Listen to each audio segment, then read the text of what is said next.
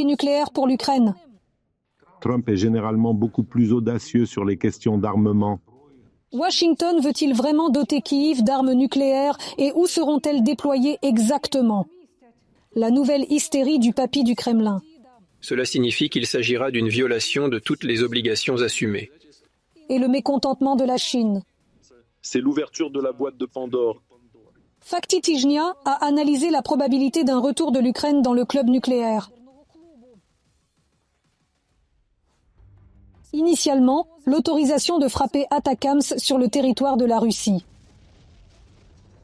Ensuite, l'approbation de la fourniture de mines antipersonnelles américaines et l'allocation de fonds supplémentaires pour l'armement à partir des stocks du Pentagone. Et maintenant, on parle aussi du transfert d'armes nucléaires à l'Ukraine. Le New York Times écrit sur cette possibilité en se référant à ses propres sources. Quelques fonctionnaires ont suggéré que M. Biden pourrait restituer à l'Ukraine les armes nucléaires qui ont été saisies après l'effondrement de l'Union soviétique. En Russie, de telles déclarations commencent immédiatement à enflammer. Les politiciens américains vont insister sur le retour des armes nucléaires en Ukraine. Le vice-président du Conseil de sécurité de la Fédération de Russie, Dmitri Medvedev, qui est souvent sous l'influence de l'alcool, commence traditionnellement à menacer avec la matraque nucléaire russe. Puis une armée de propagandistes se joint à eux pour faire des blagues. Un appel de notre président au président américain. Donald, nous avons écouté ta demande. Nous renonçons à notre armée nucléaire. C'est une bonne nouvelle pour toi. Il dit, et quelle est la mauvaise nouvelle? Et le mauvais s'envolera jusqu'à vous dans 10 minutes. Et à la fin de la semaine, le papy du Kremlin lui-même fait son coming out. Si le pays avec lequel nous menons essentiellement les actions militaires devient une puissance nucléaire, que devons-nous faire? Nous appliquerons et utiliserons tout, je tiens à le souligner, c'est-à-dire tout ce que la Russie a à sa disposition, les moyens de destruction. La rumeur veut qu'immédiatement après, le principal partenaire stratégique de la Russie, la Chine, soit devenu tendu. Le camarade Xi a laissé entendre à plusieurs reprises qu'il n'aimait pas que Poutine brandisse sa queue nucléaire. La Chine est opposée à l'utilisation d'armes nucléaires par la Russie. Ils comprennent que c'est l'ouverture de la boîte de Pandore. Mais pourquoi font-ils monter la température? Je vous le dirai bientôt, mais pour l'instant.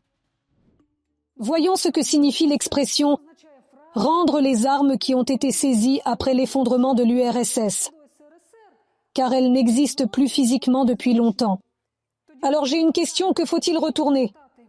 Il est recyclé, il est réassemblé. Tout cela a été retraité aux États-Unis pour en faire du combustible nucléaire. L'Ukraine a reçu ce combustible nucléaire dans les années 1990. Le retour de l'ancien combustible soviétique est une option fermée. Et peut-être que c'est un indice sur la bombe nucléaire américaine. Alors laquelle exactement et où précisément sera-t-elle placée? En Ukraine, pendant la guerre? Ou en Pologne voisine? Ou peut-être plus loin encore? Considérons donc la première option, celle qui a provoqué une telle tempête de ragots au Kremlin. Transfert d'armes nucléaires américaines vers l'Ukraine. De quoi s'agit-il exactement? En théorie, il s'agit d'une bombe nucléaire aéroportée principale américaine sur les bases de l'OTAN en Europe B-61 dans la version 12. Il s'agit d'une bombe tactique dotée d'une ogive nucléaire à faible rendement. Elle est conçue pour détruire des cibles militaires avec un minimum de dommages collatéraux. Supposons qu'on nous le donne. Supposons, je le répète une fois de plus, qu'ils nous ont donné. D'accord. Où se trouvent les installations de stockage? Les experts affirment qu'il existe des installations de stockage sécurisées. Toutefois, ils ne sont fiables que jusqu'à ce que l'ennemi les découvre, et ce type de cargaison militaire est facile à repérer.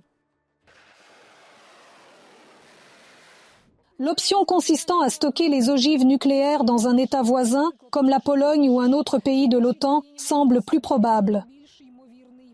Il s'agit de la sécurité collective. Cette option pour le déploiement des armes nucléaires américaines est la plus optimale. Mais il existe un traité sur la non-prolifération des armes nucléaires élaboré par les Nations Unies. Qu'en est-il? La Fédération de Russie elle-même n'a pas respecté le mémorandum de Budapest. Quelle préoccupation et comment cela est-il en corrélation avec la position de l'ONU? Pourquoi a-t-il été créé? Mais d'un autre côté, l'Ukraine adhère toujours aux accords, ce que nos hauts responsables ont souligné à plusieurs reprises. Mais dans le cas des armes nucléaires, il s'avère qu'il existe une faille juridique. Tout dépend des conditions dans lesquelles le transfert a lieu. Il est possible d'avoir des armes nucléaires sur son territoire sans violer le traité de non-prolifération si l'on ne contrôle pas ces armes en permanence. Et de telles options existent au sein de l'OTAN. Ensuite, il s'avère que les Américains ne transfèrent pas d'armes à un autre État, c'est-à-dire qu'ils ne les distribuent pas, mais les placent simplement temporairement sur le territoire de l'allié, en gardant le contrôle. Une autre option qui fait également l'objet de discussions maintenant. L'Ukraine elle-même commence à produire des armes nucléaires, et c'est un autre déclencheur pour les sbires du Kremlin. Le journal Times a écrit que l'Ukraine est prête à produire des armes nucléaires à utiliser contre la Russie. Mais peu importe à quel point les propagandistes s'étouffent avec la salive, Kiev ne mène pas de tels développements. Ils sont interdits, dit Grigory Plachkov, et il n'y a pas de technologies appropriées.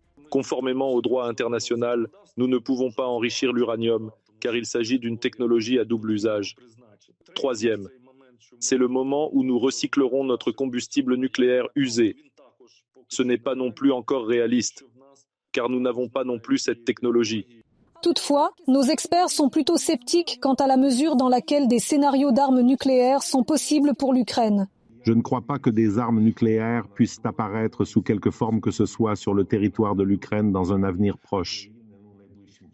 Cependant, il existe une autre version dont on ne parle pas beaucoup, mais qui est la plus probable et qui ne concerne pas le transfert d'armes nucléaires. L'adhésion de l'Ukraine à la planification nucléaire commune, peut-être avec d'autres pays de l'OTAN, est plus réaliste. Cela peut arriver. Personne ne le saura jamais, sauf que la Russie va deviner et se comporter de manière plus réservée. Mais cela ne prévoit pas de déploiement ou de participation directe. Par exemple, les avions de l'Ukraine escortent les avions avec des armes nucléaires de l'OTAN lors de certaines missions. Si le pays participe à de telles missions, il pourrait se retrouver sous le parapluie de sécurité des États-Unis et se retrouver dans la zone de garantie nucléaire de l'OTAN, même s'il n'y adhère pas. Il n'y a pas de fumée sans feu, mais à la fin de la semaine, les représentants de la Maison-Blanche répondent « Il n'est pas prévu de fournir des armes nucléaires à l'Ukraine » et ce n'est qu'en faveur de la dernière version de l'implication des forces armées ukrainiennes dans les mêmes missions nucléaires avec toutes les conséquences qui en découlent. Al Hachij, fait de la semaine, ICTV.